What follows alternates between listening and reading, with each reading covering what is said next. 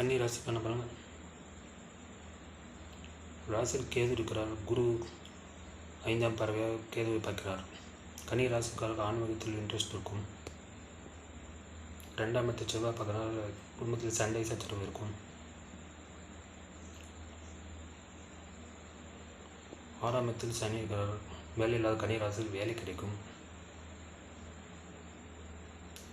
8ஆம் இடத்தில் செவ்வாய் இருக்கிறார். சனி 3ஆம் பார்வையாக செவ்வாய் பார்க்கிறார்.